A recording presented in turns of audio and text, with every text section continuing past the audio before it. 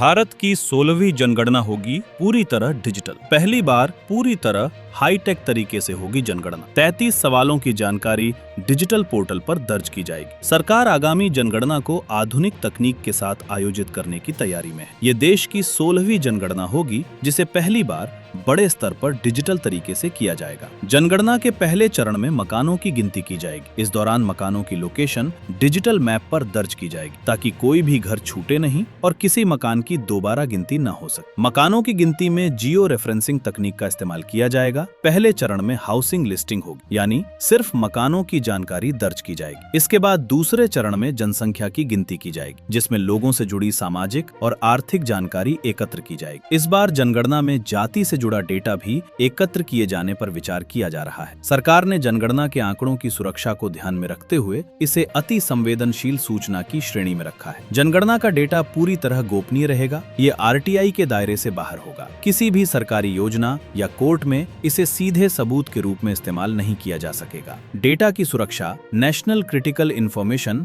Infrastructure protection centre की निगरानी में की जाएगी। डेटा लीक होने पर राष्ट्रीय सुरक्षा कानूनों के तहत सख्त कार्रवाई होगी। सरकार जल्द ही जनगणना की तारीखों और पूरी प्रक्रिया को लेकर आधिकारिक घोषणा कर सकती है। अब बदलेगी हरदा की चाल, क्योंकि आ गया है बाटा फुटवेयर्स का शोरूम हरदा में।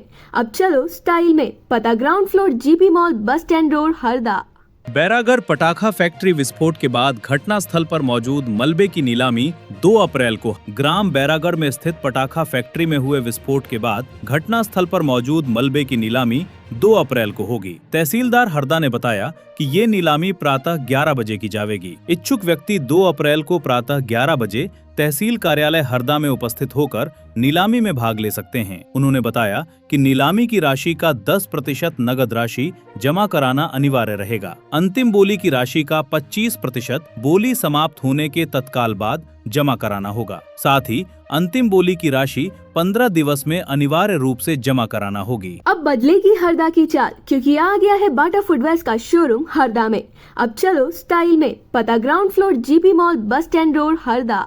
कलेक्टर परिसर हरदा में धारा 163 लागू ज्ञापन के लिए 5 से अधिक लोगों के प्रवेश पर पाबंदी। कलेक्टर एवं जिला दंडाधिकारी श्री सिद्धार्थ जैन ने कलेक्टर कार्यालय परिसर में सुरक्षा, शांति व्यवस्था और सार्वजनिक संपत्ति की सुरक्षा सुनिश्चित करने के लिए भारतीय नागरिक सुरक्षा संहिता 2023 की धारा 163 के तहत प्रतिबंधात्मक आदेश जारी किए हैं। जारी आदेश अनुसार किसी भी संगठन या समूह को ज्ञापन सौंपने के लिए अब पूर्व अनुमति लेना अनिवार्य होगा। आवेदन में आयोजक के साथ केवल अधिकतम 5 व्यक्तियों के नाम, पते और मोबाइल नंबर का स्पष्ट उल्लेख करना होगा। तय समय से केवल 30 मिनट तक का विलंब स्वीकार किया जा सकेगा, किंतु उससे अधिक विलंब स्वीकार नहीं होगा। सक्षम प्राधिकारी द्वारा अनुमत अधिकतम 5 व्यक्तियों के अतिरिक्त किसी भी व्यक्ति का प्रवेश पूर्णतः प्रतिबंधित होगा। जारी आदेश अनुसार कोई व्यक्ति या संगठन पुलिस को पूर्व सूचना किए बिना तथा सक्षम अधिकारी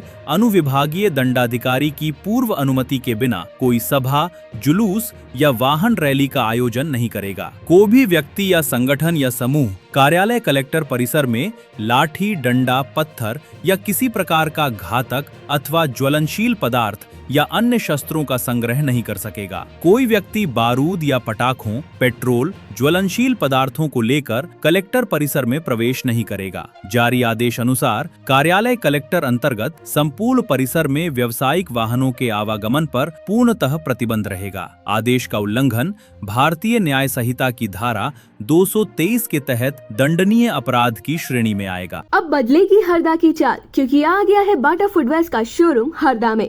अब चलो स्टाइल में। पता ground floor GP mall, bus stand road, Harda.